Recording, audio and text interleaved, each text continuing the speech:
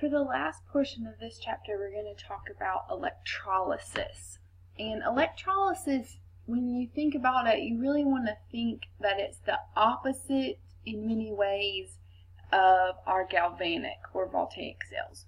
Where our galvanic and voltaic cells were producing voltage, these cells are going to require voltage. They're going to use a battery or some outside voltage source to accomplish a task. Really, you're taking the electricity and changing it back into chemical energy. So you're reversing the processes that we would have done in the voltaic or galvanic cell. So we want to point out some differences between them and then see what sort of calculations we can do with electrolytic cells. So in an electrolytic cell, you have a non-spontaneous redox reaction or a non-thermodynamically favored reaction. So we know just from that statement that whenever we have these cells, our delta G value, our Gibbs free energy, is going to be positive, and our calculated voltage will be negative. And when we calculate voltage here, that is the voltage that is required. So if you look at the second bullet point, you see it requires a source of current. And that's going to be hooked up to 2 electrodes. So we're still going to have our cathode, we're still going to have our anode, but instead of current coming from those, we're going to be pushing current into them. The electrodes here are going to be put into a molten salt. So that would be a salt that has been melted. That's going to require really, really high temperature. Or more commonly, we'll use an electrolytic solution. So some water with some ionic compound in it. And that's what an electrolyte is, right? An ionic compound that dissolves, so you get those ions that can conduct electricity. What happens at the anode and the cathode is what is told in the last 2 bullet points. The anode is going to take the electrons, so it is still oxidation that is occurring there. And the cathode is going to give electrons, so that is still reduction. So those 2 things are the same as in our voltaic cells. So these 2 points right here are going to be the exact same as they were in our galvanic or our voltaic cell. Now, because we have an electrolytic solution or a molten salt, we have ions. And it is the anion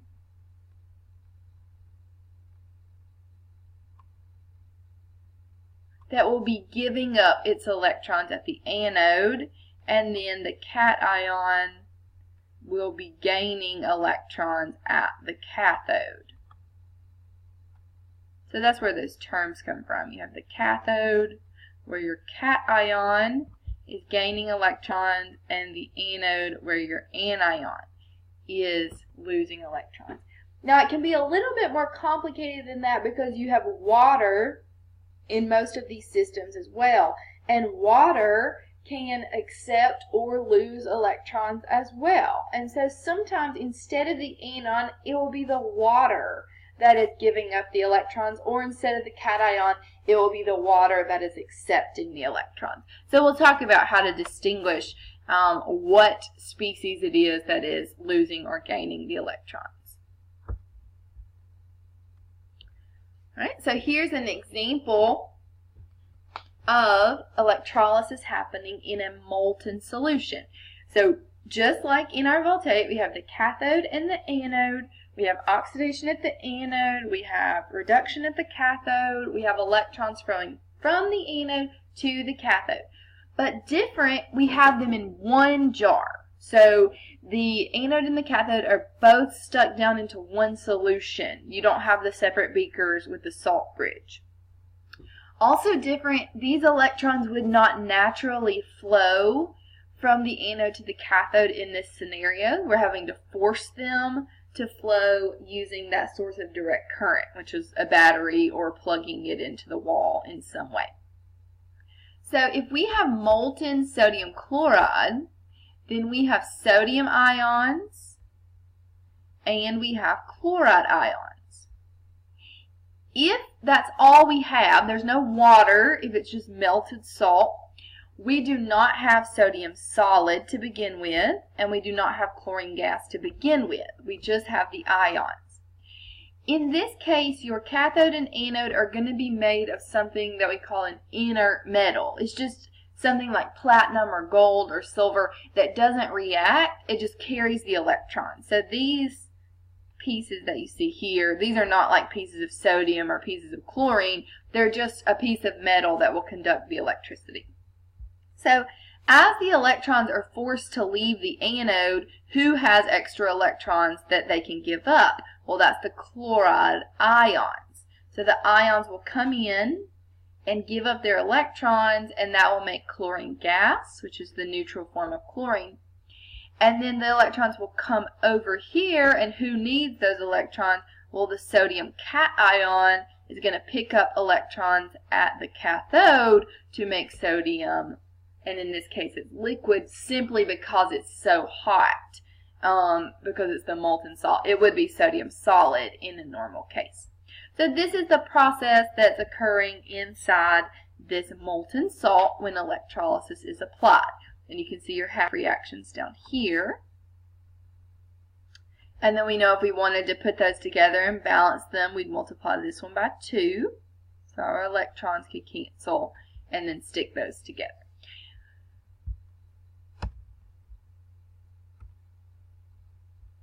Alright, what if this was occurring in water though? Okay, so this time we're going to use calcium iodine as an example. And we're going to talk about the electrolysis of it in an aqueous solution. So first off, let's talk about the reduction. Now remember, reduction occurs where? At the cathode. So the cathode is going to reduce either the cation or water in an electrolysis situation. So let's see what the reduction of those two things looks like. So here's the reduction of the cation, calcium.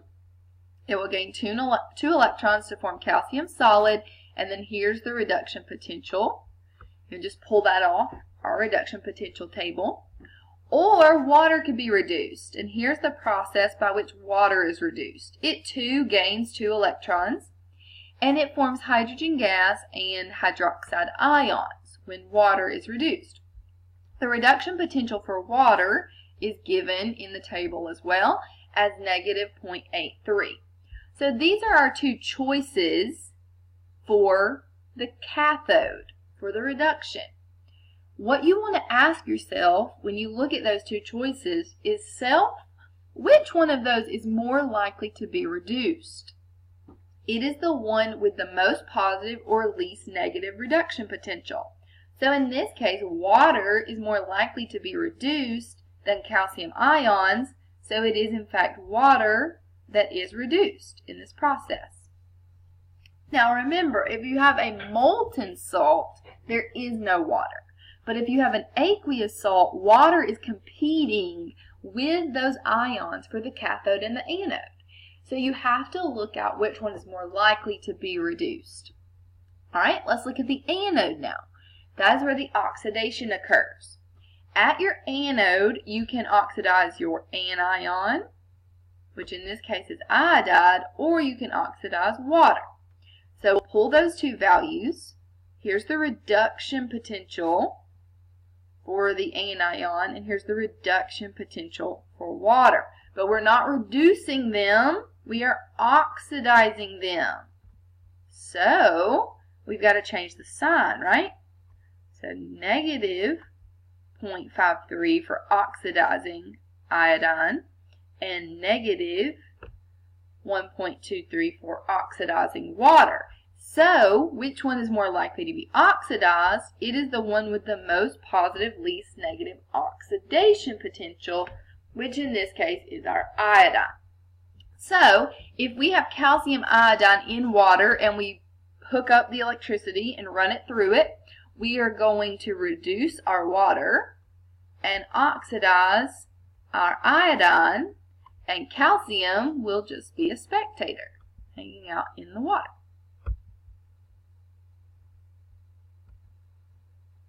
Alright, so here we see those reactions taking place. So we have our anode we are oxidizing our anion. So we have our iodine ions coming in and giving up their electrons to form I2 solid. Notice we're in aqueous, so this is not like really warm or anything, so that solid will form. Those electrons will be given off and pushed over to the cathode, where the water will come in and pick them up, being reduced, and it forms our hydrogen gas. So we see those bubbles here, and our hydroxide ions. Again, this piece of metal that you see is not calcium, it's not iodine, it's just probably platinum. Or it could even be a piece of lead, like pencil lead, will conduct electricity.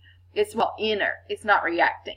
However, because we're forming iodine solid, it will attach to this anode. And then, of course, the gas will bubble out. Here you see these two reactions. So we have our oxidation half and our reduction half. The electrons are already balanced. So if we wanted to put them together, then we would just rewrite it without the electrons.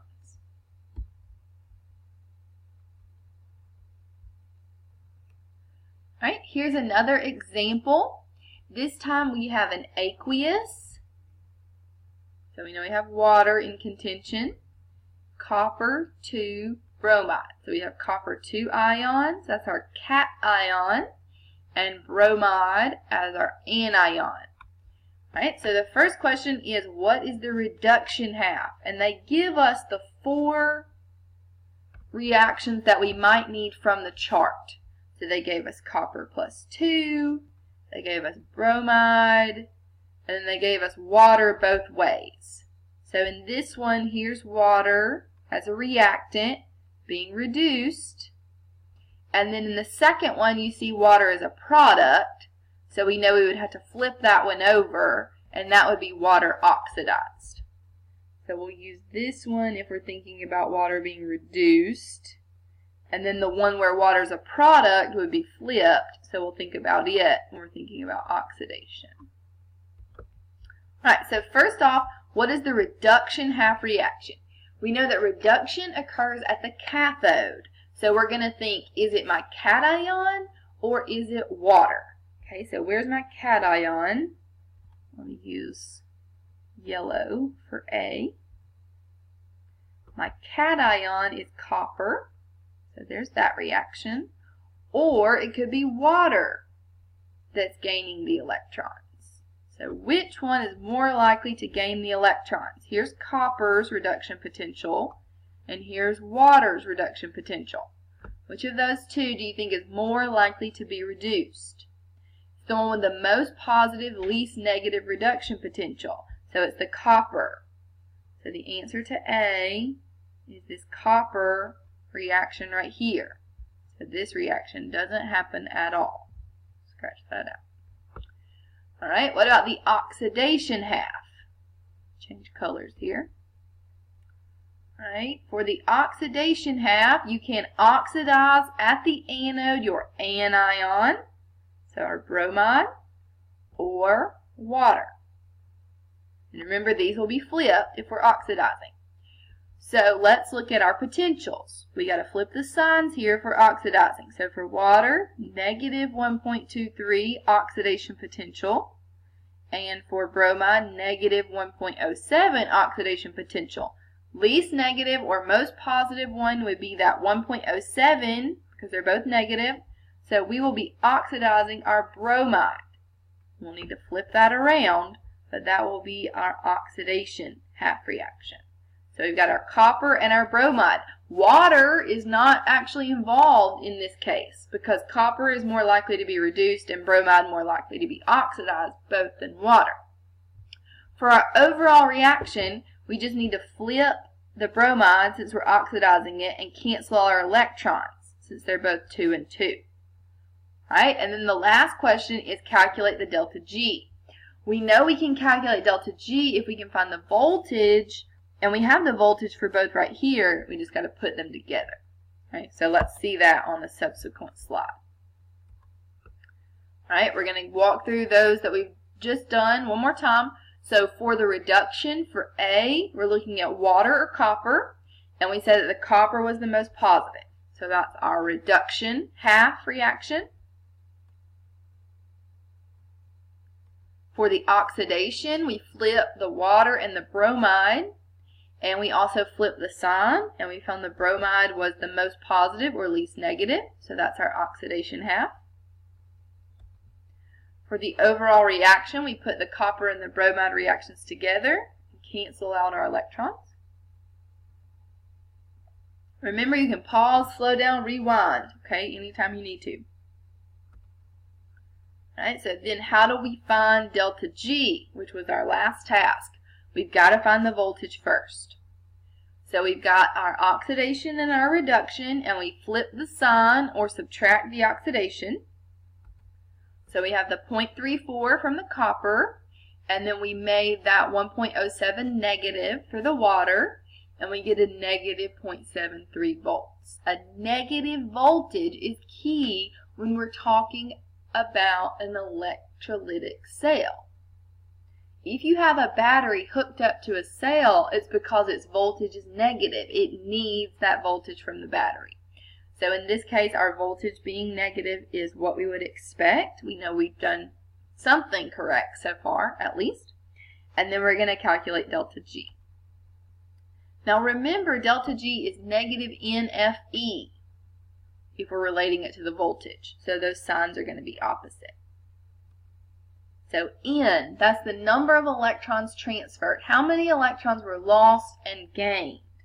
Well, the copper gained 2 and the bromide lost 2. So 2 is our N value. Then F is a constant, and then our voltage was negative 0.73. So we plug those in. Now remember, when you use this equation, that your unit turns out to be joules, but you can change it to kilojoules. And also notice that this is a positive delta G value because it is an electrolysis, an electrolytic cell. So that is not thermodynamically favorable. Alright. So go back and check and make sure you got all that. Make sure you could identify what is oxidized and what is reduced, whether it's water or something else. And then make sure you can write the overall reaction and calculate delta G. Those are the skills from that portion. Now we're going to talk about the usage of electrolysis for a moment. Electrolysis can be used to refine metal. You know that rusting is a natural process, right? A thermodynamically favored process. If you have an old car sitting in the garage, parts of it are going to start to rust naturally. So undoing that is an example of metal refinement. And metal refinement will reverse those natural processes. Right? Here's an example of metal refinement using copper. So in the previous example, we had copper ions, and we used it to form copper solid by putting that copper bromide in water and applying electricity. So this would be an example of metal refinement. We're taking metal ions and using them to form metal solid. We can do calculations that could tell us how long it would take to produce certain quantities of copper solid, how much energy we would need from the battery, so on and so forth. Right, so here's an example. How long would it take to form 3.56 grams of silver if you have a solution containing silver ions and a current of 2.5 amps? Alright, these types of problems are a lot of dimensional analysis. So if you see electrolysis problems, we need to think about our dimensional analysis and how we can change units. So let's think about the units that we have here. We have grams, and we always know that we can go from grams to moles. We have silver, so we could use its molar mass. That could be a conversion factor. We have silver ions. That's important because it tells us how many electrons we need to complete this process. So if we have silver plus and we're trying to go to silver, we know that's going to take 1 electron each time we do that. And we have 2.5 amps. Now remembering what an amp is kind of the key to solving this problem. An amp is a coulomb per second. Right? So let's see if we can kind of problem solve and make our way to an answer of how long. Right? That's our goal, is figuring out how long, time. So this second here is going to help me solve the problem in the end. On these problems, I'm going to start out with this given information right here, this 3.56 grams.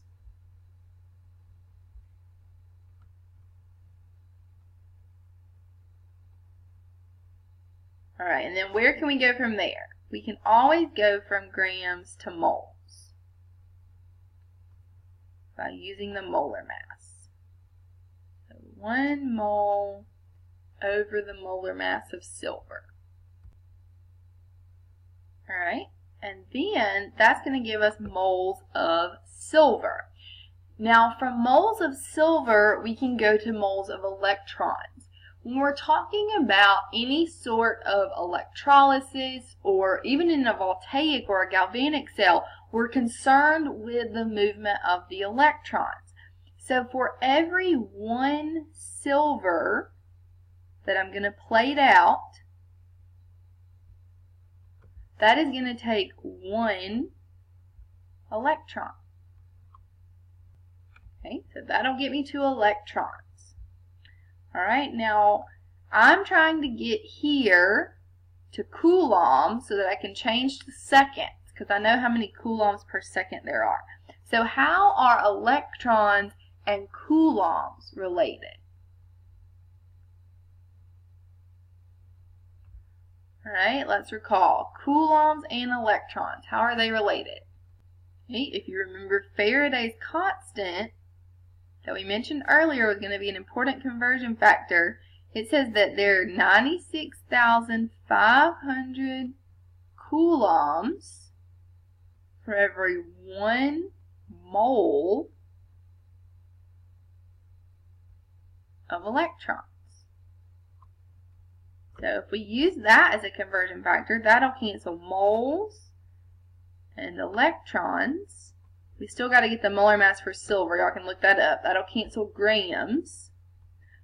Alright, and then we've got coulombs now, and we're trying to get to time. And amps, which is a coulomb per second, will allow me to do that. So that's 2.5. That's got to go on the bottom, so coulombs can cancel. Coulombs per second. Okay, that'll allow my coulombs to cancel. So here we start with grams, we go to moles, but that's moles of silver. We need moles of electrons so that we can then cancel with coulombs, and we use our amps to finally get to seconds. All right, so that's the dimensional analysis. You're going to need to plug in the molar mass for silver right there, and then you can solve for time. Now when you solve for time, it will be in seconds. So if you wanted it in minutes, you could divide by 60. If it was really long, you might divide by 60 again to find hours. All right, this will show us that setup one more time. So there's our starting point. There's where we go to moles of silver. Here they change moles of silver into moles of electrons. Then moles of electrons into coulombs. Then we use our amps to go to seconds. And they go ahead and change it to minutes using 60 seconds in 1 minute. So it really is a simple dimensional analysis problem. The only really pitfalls that students run into here are remembering these 3 conversions. One, you've got to go to electrons. So you've got to look at how many electrons there are needed for each solid that's formed. So if you had copper plus 2, you would need 2 electrons to make copper solid. Or if you had aluminum plus 3, you would need 3 electrons to form aluminum solid. Then we've got to remember that Faraday's constant is a conversion factor we can use. And this will be given on your equation sheet, but you have to recall, oh yeah, that's a conversion factor, not just a random constant. And then amps being coulombs per second and even turning it upside down can be a challenge to remember as well. Now, if you didn't go to minutes, that would be okay because it didn't ask for those specifically. And if it did, you could simply just divide by 60.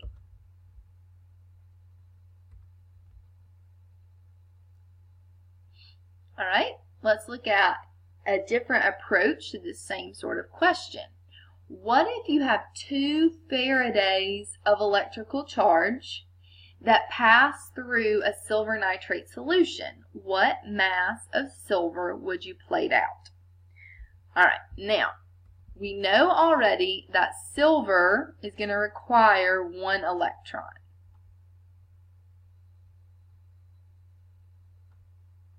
And we're looking for the mass of silver. So we know we're going to have to do something with its molar mass. It says that 2 Faradays of electrical charge pass through. Now, what in the world is that meaning? If we go back and think about what a Faraday is a certain number of coulombs, right? 96,500, but that is also equal to 1 mole of electrons. So if they tell us that there are 2 Faradays that are passing through, what they're really telling us is that 2 moles of electrons have come through. So this makes our problem really simple, right? If we know how many moles of electrons have come through, well, we can simply figure out how much silver that is. So we can go from moles of electrons to moles of silver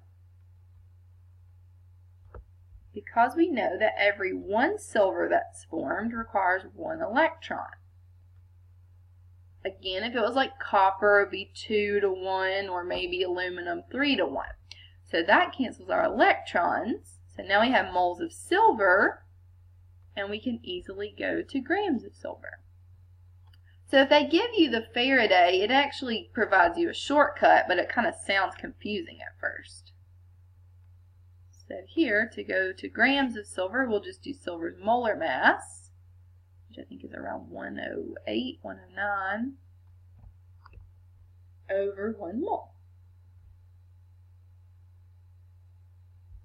I'm going to estimate 108 here, just to round it off. Right, and that would give you grams. So here, what we need to know is that a Faraday is a mole of electrons. So if they tell you how many Faradays there are, that's easy. That's moles of electrons, and then we go forward from there. So we'll see them set it up. They actually do this a little bit different. So they say, oh, 2 Faraday. A Faraday is 96,500 coulombs. And then they cancel the 96,500 coulombs to change it to moles of electrons. This is just undoing what they just did. It would be easier to just say, oh, that's 2 moles of electrons. But if you forget 2 Faraday times 96,500 coulombs, right? And then you can use your conversion factor to go back to moles. Same thing, right? Then they go to moles of silver with a 1-to-1 ratio. And then they go to grams of silver using the molar mass. And they get 215.74 grams. Now that answer has a lot of significant figures. If you look back at the problem, they only gave you 2 significant figures in your answer. So I probably wouldn't use that many. I would say 216 or maybe even 220 grams to be exact according to sig figs. But there you have it. There is electrolysis. We got some more resources on that I'll give you in class, and then be prepared with questions or anything that you may have.